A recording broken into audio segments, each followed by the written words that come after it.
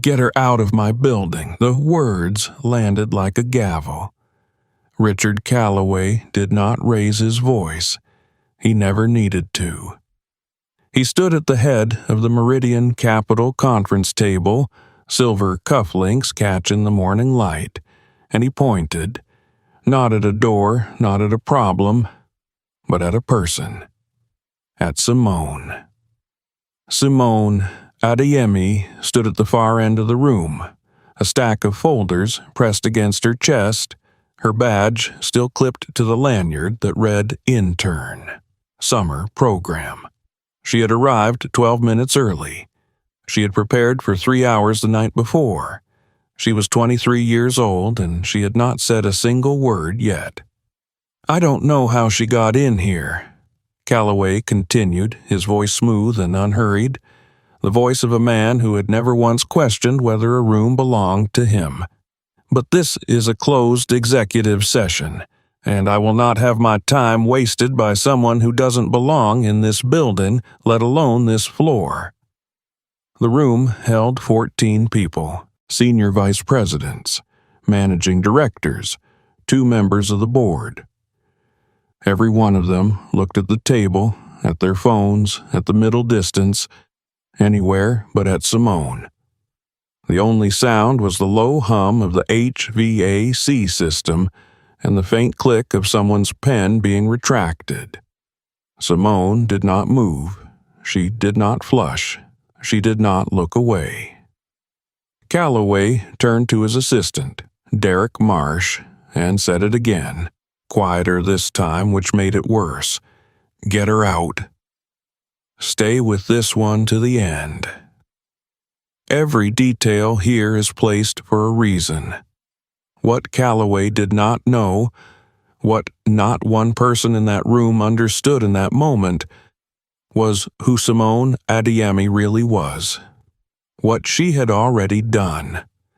What she had signed on behalf of Meridian Capitol 11 days before that morning, in a room where Calloway's name had never once been mentioned. When the truth came out, it did not just embarrass him, it ended him. But before we get there, let me take you back to the beginning. Now, here is what most people did not know about Simone Adeyemi. She was not a child of comfort. She had not arrived at this moment on a conveyor belt of privilege and polished recommendations. She had built her way here the way you build a wall in winter, one block at a time, in conditions nobody applauds you for surviving. She grew up in the south side of Chicago, in a 2-bedroom apartment above a dry cleaning shop in 79th Street, where the smell of chemical solvent seeped through the floorboards every morning, and her grandmother, Loretta Adeyemi, had worked the press machine for 22 years. Loretta was a small woman with large hands and a voice that never needed to be loud to be heard. She had come from Lagos at 31 with $40 in a suitcase, and she had never once complained about the weight of either.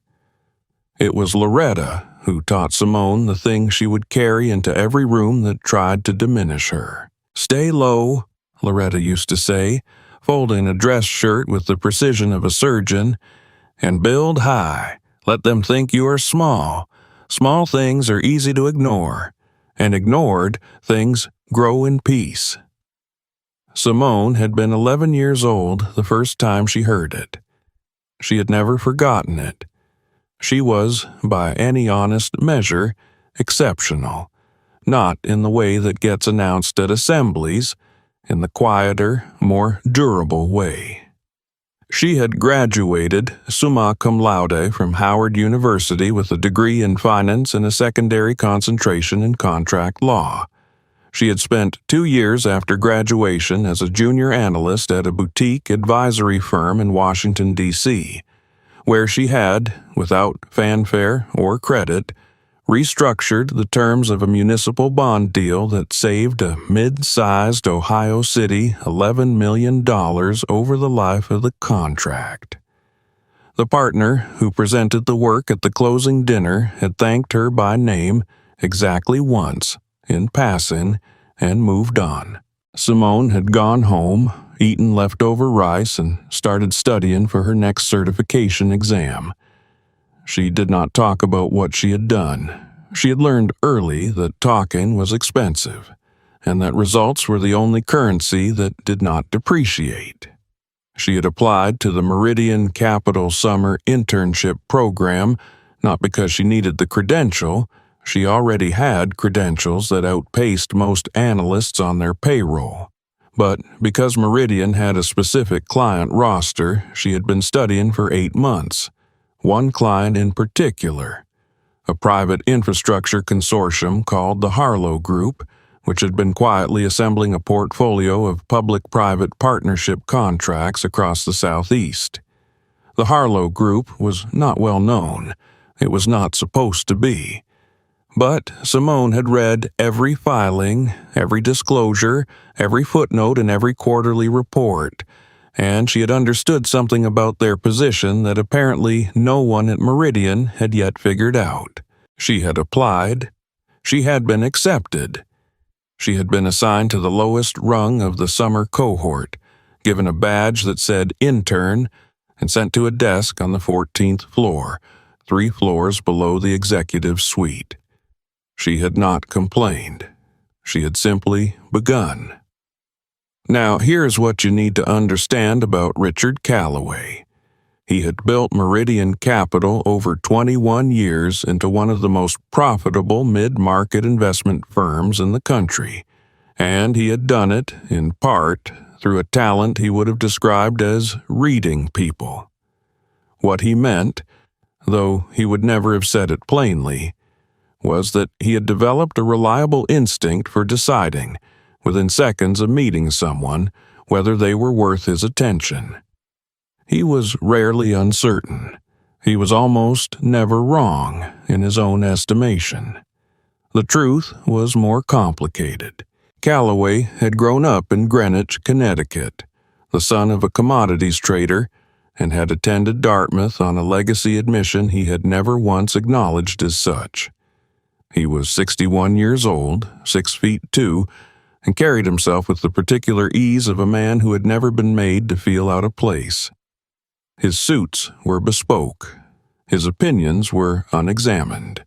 His firm occupied the top 3 floors of a glass tower in Midtown Manhattan, and he had arranged his office so that his desk faced the door, so he could see and assess everyone who entered before they had a chance to speak. He had a habit, noted privately by several senior staff, of speaking to interns and junior employees in a tone he did not use with clients. Not cruel exactly, more dismissive, the way a person speaks to furniture placed inconveniently. He did not do this consciously. That was perhaps the most important thing to understand about Richard Callaway. He did not think of himself as a man with a bias. He thought of himself as a man with standards. He had looked at Simone Adeyemi, her badge, her lanyard, her youth, the particular combination of those things, and he had made a calculation that took less than 3 seconds and was entirely wrong. He had no idea what she had been doing for the past 3 weeks, quietly and without announcement, in the margins of her assigned work. He had no idea who she had been speaking to, what she had been reading, what she had already set in motion. He had no idea that the largest single deal in Meridian Capital's 21-year history was not sitting in the pipeline. It had already been signed, and her name was on it. The morning of the conference room incident had begun. For Simone, at 5:45, she had taken the 6th train from her sublet in the Bronx, a room she shared with 2 other summer interns, in an apartment where the radiator knocked all night and the shower ran cold after 7 minutes. She had dressed carefully, navy blazer, white shirt, the small gold earrings her grandmother had given her when she graduated from Howard. She had eaten a boiled egg standing at the kitchen counter and reviewed her notes on the train. She had not been scheduled to attend the executive session. She had been sent by a vice president named Aaron Tillman to deliver a set of briefing folders to the conference room before the meeting began. A clerical task, the kind assigned to interns as a matter of course. She had arrived early, set the folders at each seat, and was preparing to leave when the executives began filing in. In the movement and noise of 14 people settling into a room, she had simply not made it to the door in time. And then Calloway had entered. He had seen her badge before he had seen her face. That much was clear from the sequence of his reaction. The slight narrowing of the eyes, the pause, the particular quality of his stillness before he spoke. He had taken in the badge, the lanyard, the word intern, and he had said what he said. "Get her out of my building." The room had gone still. 14 people, not one of whom had said a word. There was one exception. A junior analyst named Marcus Webb, 26, 2 years out of Spelman, the only other black person in the room that morning, had looked up from his laptop when Calloway spoke. His jaw had tightened. He had looked at Simone, then at Calloway, then back at Simone. He had not spoken, but his hand had moved to his phone under the table, and he had begun to type. Simone had stood very still. Her hands were at her sides. The folders were already distributed. She had nothing to hold. She breathed once, slowly, through her nose, the way Loretta had taught her to breathe when something tried to take your composure from you. She said nothing. She did not move until Derek Marsh had crossed the room and gestured toward the door with the apologetic, averted expression of a man who knew something was wrong and had decided in that moment that his job was more important than his conscience. Simone walked out. The door closed behind her, and it was about to get worse. What happened in the conference room after Simone left was reported to her later that afternoon by Marcus Webb, who had typed a message to her from under that table and spent the rest of the meeting with his eyes fixed on his screen and his stomach in a knot. Calloway had made a comment after the door closed that several people in the room would later claim they had not heard clearly, though the acoustics of that conference room were excellent and the remark had been made at full conversational volume. "I don't know what the internship program is doing," Calloway had said, pulling his chair back and settling into it with the ease of a man returning to his natural habitat, "but we are not a training ground for people who can't read a room." Nobody had responded. Nobody had pushed back. The meeting had proceeded. Marcus Webb had sat in that room for another 40 minutes thinking about his own grandmother in Atlanta, who had worked as a school custodian for 31 years and had told him something once that sounded very much like what Simone had told him the week before, in the break room on the 14th floor, when he had asked her why she never seemed rattled by the way certain people in this building spoke to her.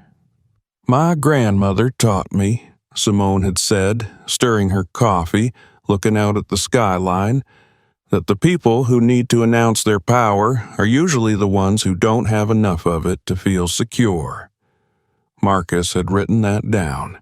He had not told her. After the meeting, he had found Simone at her desk on the 14th floor, still in her navy blazer, working, not staring at the wall, not composing an angry email.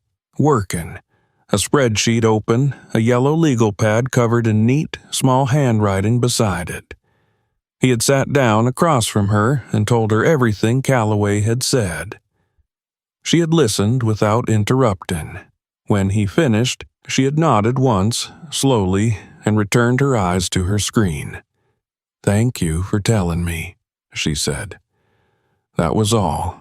Marcus Webb had walked back to his own desk and sat down, and he had felt for the first time in his 2 years at Meridian Capital that he had done something that mattered. He had also felt, with a certainty he could not yet explain, that something was coming. He was right. Now, here is what Richard Calloway did not know about the Harlow Group. He had been pursuing them for 3 years. 3 years of dinners, of golf rounds, of carefully worded proposals sent through intermediaries, of phone calls that ended with warm noises and no commitments. The Harlow Group was, by the estimation of everyone who followed the infrastructure finance space, the most valuable unsigned client in the mid-market. Their portfolio was worth, conservatively, $2.4 billion. A mandate from Harlow would not just be the largest deal in Meridian's history. It would redefine what Meridian Capital was. Calloway had wanted it badly enough that he had stopped mentioning it in board meetings because he did not want to be seen wanting something he could not close. He had no idea it was already closed. What Simone had understood, from 8 months of reading filings that everyone else had skimmed, was that the Harlow Group had a structural problem in their existing advisory arrangement that was costing them, quietly and consistently, in the neighborhood of 30 to 40 basis points per transaction. It was not the kind of thing that showed up in a headline. It was the kind of thing you found only if you read carefully, thought precisely, and understood both the finance and the contract law well enough to see where they intersected badly. Simone had found it. She had built a model. She had written a memo, 12 pages, single-spaced, with 4 appendices, and she had sent it, through a contact cultivated during her 2 years in Washington, directly to the Harlow Group's chief financial officer, a woman named Patricia Voss. She had done this not on Meridian letterhead, not in Meridian's name. She had done it as a courtesy, one analyst to another, with no ask attached. Patricia Voss had called her back within 48 hours. The conversation lasted 2 hours and 17 minutes.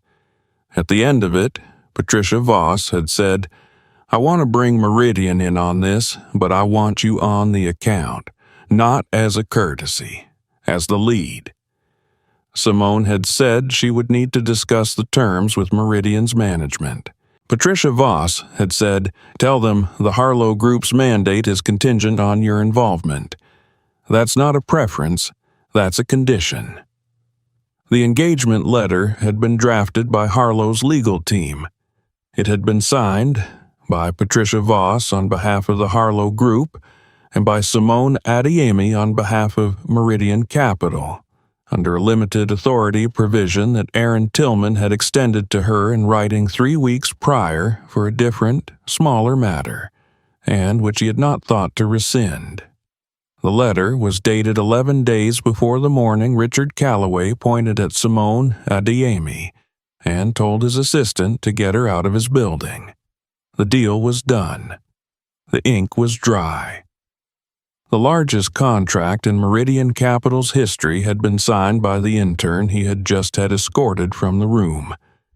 And not one person in that conference room knew it yet. Dead silence. That was what would fill the room 11 days later, when the truth arrived.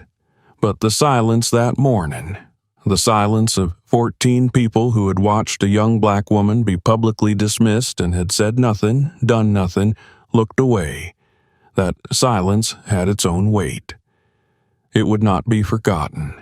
Not by Marcus Webb, who had sat in that room with his hand on his phone and his conscience in his throat. Not by Simone, who had walked back to her desk and opened her spreadsheet and continued, quietly and without ceremony, to build. The day it unraveled began the way most consequential days do, not with drama, but with the ordinary machinery of a Tuesday morning. It was late June in Manhattan, the kind of morning when the sidewalks outside the glass tower on 6th Avenue already smelled of warm concrete and coffee cart steam and the particular metallic edge of a city that has been running too long without rest. Simone had taken the 6th train again. She had her legal pad. She had her earrings. She had, in the inner pocket of her blazer, a folded copy of the engagement letter. Not because she had planned to use it, but because Loretta had taught her that a person who knows what they carry does not need to reach for it in a panic. She had known for 11 days that the letter existed. She had known for 11 days that no one above the 14th floor knew it existed.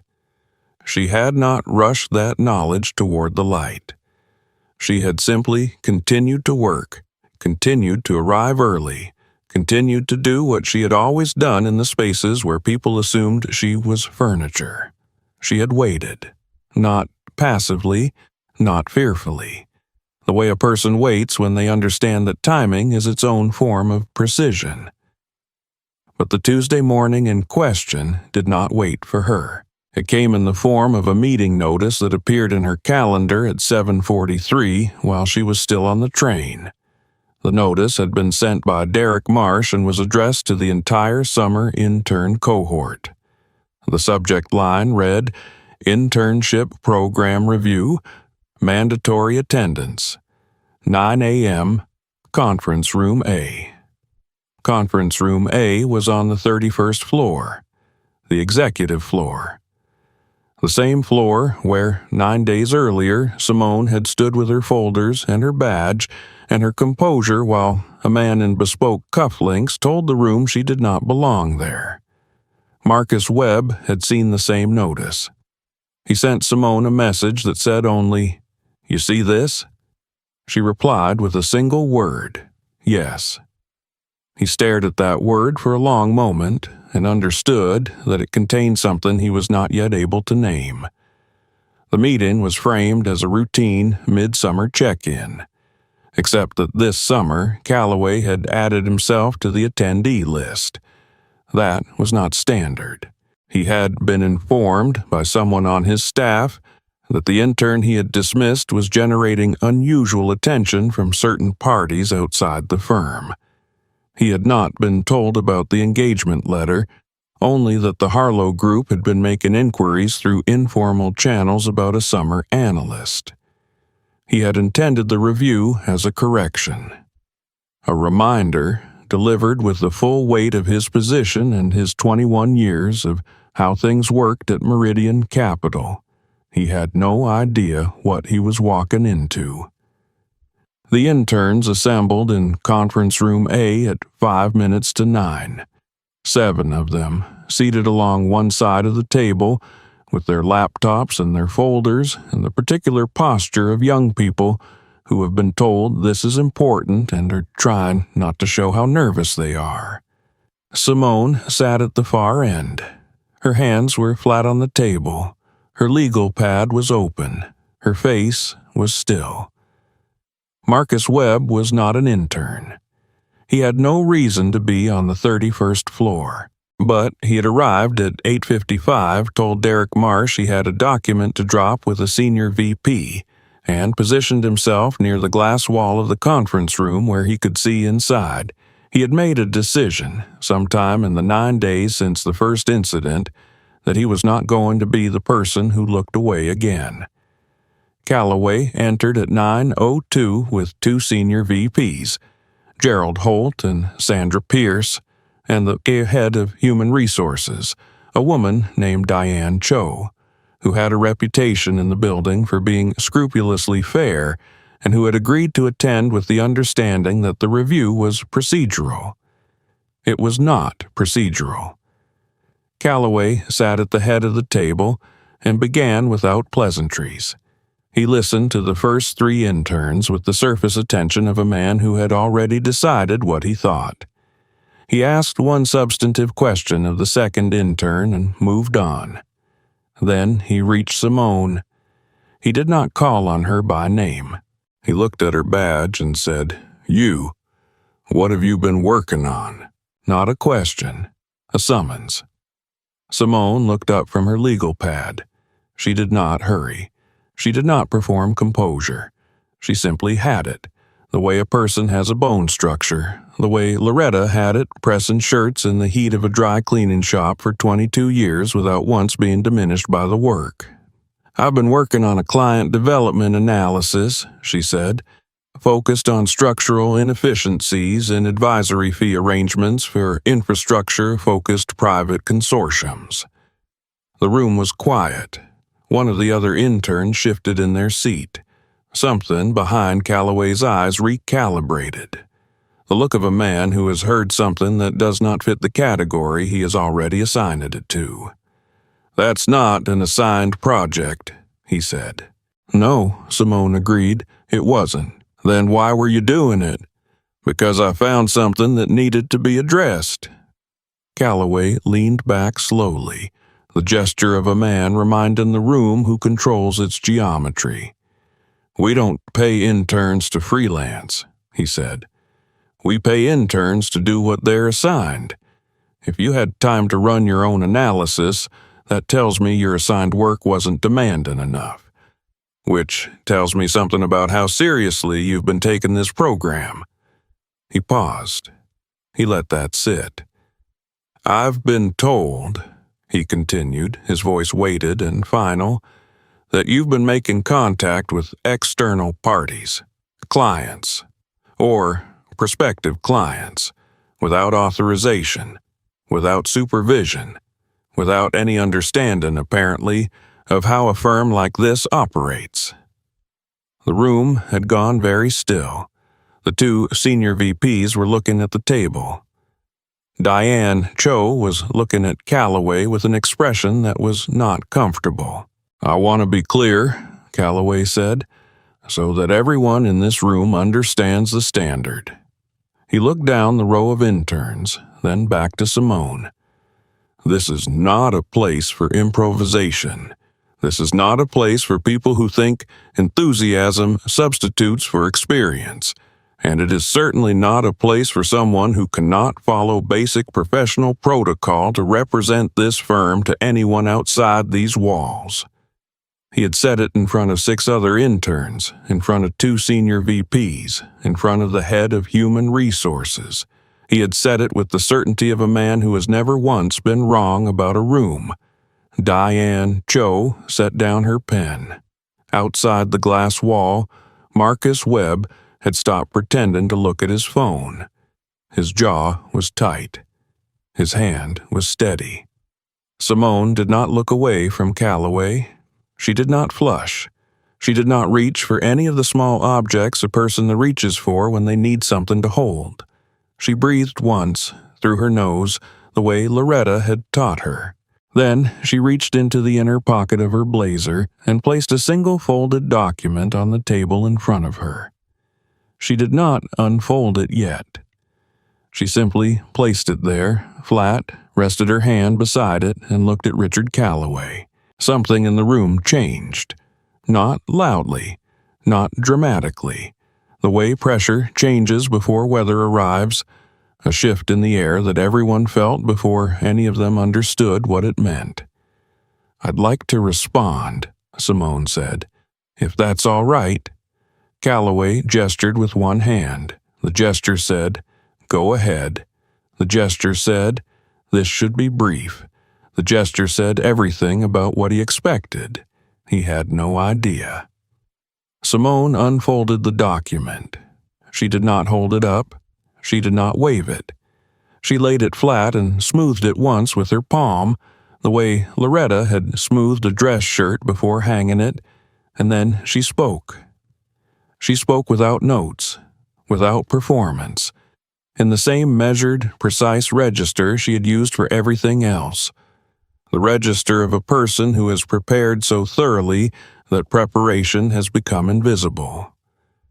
She explained the structural inefficiency she had identified in the Harlow Group's advisory arrangement. She explained it in 3 sentences, each one exact, each building on the last, technical enough to be serious and clear enough to be followed by anyone paying attention. She explained the cost per transaction over the prior 18 months and what the aggregate figure represented. Gerald Holt had leaned forward almost imperceptibly. Sandra Pierce had stopped looking at the table. Then Simone said, I was contacted by the Harlow Group's chief financial officer after I sent her a preliminary analysis. That contact led to a formal engagement conversation. That conversation produced an engagement letter. She turned the document so it faced the center of the table. That letter was executed 11 days ago. It establishes Meridian Capital as the exclusive advisory firm for the Harlow Group's infrastructure portfolio. The mandate is valued at approximately $2.4 billion in assets under advisory. The room did not make a sound. The letter was signed by Patricia Voss on behalf of the Harlow Group, Simone continued, and by me on behalf of Meridian Capital, under the limited authority provision extended in writing by Vice President Aaron Tillman on June 3rd. She said it the way you state a fact, the way you read a balance sheet, the way Loretta had said $40 in a suitcase, as if those were simply the conditions and the conditions did not require commentary. Calloway had not moved. His hands were flat on the table. His face had done something it had perhaps never done in a conference room in 21 years. It had gone uncertain. Diane Cho picked up the document. She read it. She set it down. She looked at Calloway with an expression that was now entirely readable. Gerald Holt said, quietly, "Richard." That was all, just the name. But the way he said it carried everything. The weight of what had just happened, the weight of the 9 days before it, the weight of a room full of people who had understood all at once that the intern in the Navy blazer had just laid the largest deal in the firm's history on the table in front of the man who had told his assistant to get her out of his building. Simone folded her hands in her lap. She did not smile. She did not look around the room to measure its reaction. She looked at Calloway with the same steady, unhurried attention she had given him from the moment he had first pointed at her. She had said what needed to be said. She had shown what needed to be shown. She waited. Outside the glass wall, Marcus Webb exhaled for what felt like the first time in 9 days. He had seen everything. He had not looked away. The document sat at the center of the table. The name on it was not Calloway's. It was not Holt's. It was not Pierce's. It was not the name of any of the 14 people who had looked at their phones or the middle distance 9 days ago. It was Simone Adeyemi's name, in ink, on paper, executed and binding. The largest deal in Meridian Capital's 21-year history, signed by the intern he had told them to remove from the room. Certainty. That was what Calloway had carried into every room for 21 years. The certainty of a man who had never been made to feel out of place, who had never once questioned the reliability of his own first impressions, who had built an institution on the bedrock of his own judgment. That certainty was gone now. In its place was something quieter and far more consequential. The particular silence of a room that has just understood that it has been wrong about something important and that the wrongness has been witnessed and that the record of it is sitting on the table in plain sight and that nothing said in the next few minutes will undo the 11 days that preceded them. Diane Cho was already reaching for her notepad. Gerald Holt was looking at Calloway with an expression that had moved past concern and was approaching something else entirely. And Simone sat at the end of the table, hands folded, breathing steadily, wearing her grandmother's gold earrings, waiting for the room to catch up to what she had already known for 11 days. She had not done this with anger. She had not done it with revenge. She had simply done the work, held the document, and waited for the right moment to place it where it could be seen. Loretta had taught her that. Stay low, build high, let them think, you are small." She had. And now the room knew exactly how high she had built. The reckoning did not arrive with noise. It arrived the way the most consequential things always do, through channels, through procedures, through the quiet machinery of institutions that do not pause for anyone's dignity, including the dignity of the man who built them. Diane Cho left the conference room at 9:47. She walked directly to her office on the 29th floor, closed the door, and made 3 phone calls. The first was to the firm's general counsel. The second was to the chair of the board's governance committee. The third was to Aaron Tillman, who answered on the second ring and confirmed without hesitation that yes, the provision had been extended, yes, it was valid, and yes, he had received a copy of the engagement letter from Simone Adeyemi the same day it was executed, and had forwarded it to the document management system as standard procedure. The letter had been in the system for 11 days. It had been there the morning Calloway pointed at Simone and told his assistant to remove her. It had been there during the comment about the internship program not being a training ground. It had been there during every meeting, every round of golf, every carefully worded proposal Calloway had sent to the Harlow Group over 3 years that had gone nowhere. It had simply been waiting. Diane Cho's notepad, by the end of those 3 calls, had 12 lines of handwriting on it. She underlined 2 of them. Then she called the board chair a second time, and the conversation lasted 40 minutes. And when it ended, she did not go back to the 31st floor.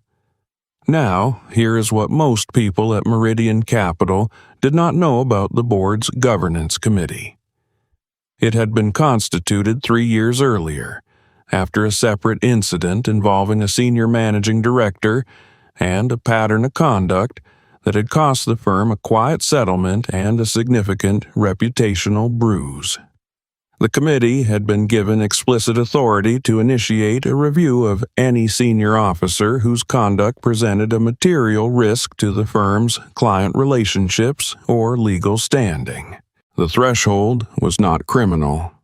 It was simply this: conduct that a reasonable person would find likely to damage the firm's ability to operate with integrity in its client relationships. What Calloway had done, in front of 2 senior VPs, the head of human resources, 6 interns, and a glass wall through which a junior analyst had been watching, met that threshold with room to spare. The committee convened an emergency session that afternoon. Calloway was not invited. He was notified. He received the notification at 3:17 while sitting at his desk on the 31st floor, in the office where his desk faced the door so he could see and assess everyone who entered before they had a chance to speak. The notification was delivered by the firm's general counsel in person, which told Calloway, before he had read a single word, that this was not administrative. He read it twice. His face did not change in any way the general counsel could see, but his hands, which were flat on the desk, pressed down slightly harder, and the general counsel, who had known Calloway for 11 years, noticed. The notification informed him that the governance committee had initiated a formal review of his conduct in connection with 2 incidents: the executive session of June 17th and the intern review of June 26th. It informed him that he was placed on administrative leave, effective immediately, pending the outcome of that review. It informed him that his access to client-facing systems and external communications would be suspended during the review period. It also informed him, and this was the line the general counsel watched him read, that the Harlow Group had been contacted by the board chair as a courtesy to confirm the status of the engagement, and that Patricia Voss had responded within the hour. She had confirmed the engagement. She had confirmed Simone Adiemi's role as lead on the account. She had also said, in language that was professional and precise and left no room for interpretation, that the Harlow Group's continued engagement with Meridian Capital was contingent on the firm's demonstrated commitment to the terms of the letter, which included, explicitly, Simone Adiemi's involvement as lead analyst. She had not said anything about Calloway. She had not needed to. Calloway set the notification down. He looked at the door of his office, the door he had arranged his desk to face so that he could always see who was coming. After a long moment, he said, "I'd like to speak with the board chair directly." The general counsel said, "That request has been noted. The committee will be in touch." He left. The door closed, and Richard Calloway sat alone in the office he had built over 21 years, and the certainty that had carried him through every room he had ever entered was not there anymore. He looked for it the way a person looks for a light switch in a room they have always known, and found only the dark. Gerald Holt was named interim chief executive the following morning. He was a careful man, methodical and fair, and the first thing he did in that capacity was call Simone Adiemi into his office. She came in her navy blazer. She sat across from him with her hands in her lap and her legal pad on the arm of the chair. The gold earrings caught the morning light. Holt said, "I want to be direct with you. What happened in that conference room, both of them, was wrong. It was wrong the first time, and it was wrong the second time, and the fact that it happened in front of people who said nothing makes it worse, not better." Simone said, "I appreciate you saying that." Holt said, "The board wants to offer you a full-time position, not an internship. An analyst role, senior track, with the Harlow account as your primary mandate. The terms will reflect the value of what you brought in." He slid a document across the desk. Simone looked at it. She did not pick it up immediately. She looked at it the way Loretta had looked at things she was deciding, with patience, with the particular stillness of a woman who had learned that the first offer is not always the final one, and that the person who reaches first pays more than they intended. Then she said, "I'd like to review this with counsel before I sign."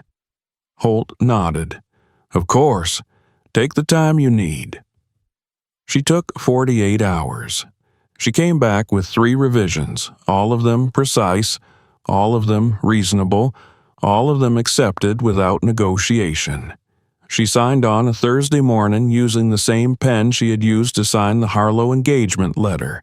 When it was done, she folded her copy, put it in the inner pocket of her blazer, went to her new office on the 28th floor, and began. Marcus Webb received a letter from the firm's governance committee 2 weeks after the review concluded. It acknowledged, in formal language, that he had conducted himself with integrity during a period when institutional pressure had made that difficult. It informed him that he had been recommended for the firm's accelerated development track, with a corresponding adjustment to his compensation. It also informed him, in a line added at Simone's specific request, that his conduct had been noted by the board as an example of the professional standard the firm intended to hold going forward. He read the letter at his desk. He read it twice. Then he sent Simone a message that said, "I told you something was coming." She replied, "You did." He had written down what she said in the break room. He still had it. He kept it. The governance committee's review concluded 6 weeks after it began. Its findings were not published publicly, but within the firm they were not a secret. Calloway's leave became a resignation.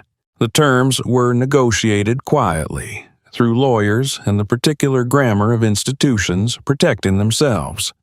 He did not receive the exit package he had expected. The board had been advised that the circumstances of the review created exposure that made a standard package inadvisable. He received what his contract required and nothing more. He did not issue a public statement. He did not contest the outcome. He simply ceased to be present, the way a man ceases to be present when the room he has occupied for 21 years has decided, finally, and without drama, that it no longer belongs to him.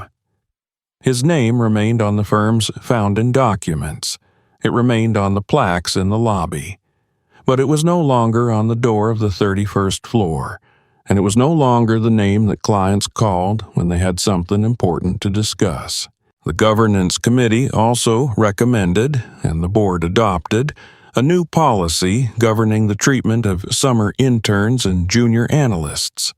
A policy that required senior leadership to complete mandatory conduct training, that established a confidential reporting mechanism for incidents of public degradation, and that named, explicitly, the kinds of conduct that would trigger a formal review.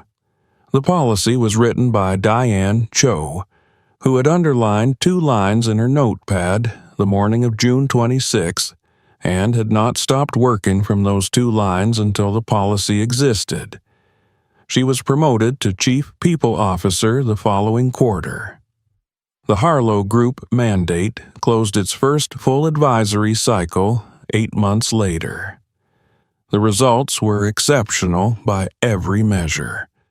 The structural inefficiency Simone had identified had been addressed. The savings came in at 37 basis points per transaction, slightly higher than her original estimate, which had been conservative by design. Patricia Voss sent a handwritten note to Simone after the cycle closed. It said, in part, "You saw what no one else was looking for." That is the rarest thing. Simone kept the note. She put it in the same drawer where she kept her certification exam results and the letter from Howard University, and a photograph of Loretta at the press machine on 79th Street, taken on the day she retired, wearing the same expression she had worn every day for 22 years, patient, certain, undiminished. She went home to Chicago that Christmas. She took the train, the way she always had, and she arrived at the apartment above the dry cleaning shop, which was no longer a dry cleaning shop, which was now a bakery run by a family from Senegal who kept the same hours and the same warmth. And she sat on the front steps with Loretta in the cold December air. The city smelled of wood smoke and something frying in someone's kitchen 2 floors up, and the street was quiet the way 79th Street gets quiet in winter, which is not fully quiet, but close enough. Loretta was 81 years old. Her hands were still large. Her voice still did not need to be loud. Simone told her what had happened. Not all of it. Not the legal language, not the governance committee, not the basis points. She told her the shape of it. The room, the man, the document, the waiting. Loretta listened without interrupting. When Simone finished, Loretta was quiet for a long moment. Then she said, "Did you lose your temper?" Simone said, "No." Loretta said, "Did you let him make you small?" Simone said, "No." Loretta nodded once, slowly, the way she had nodded over a dress shirt pressed exactly right. "Then you did it the right way," she said. "The only way." They sat together on the steps until the cold made it impractical, and then they went inside and Loretta made tea, and they did not talk about Meridian Capital anymore.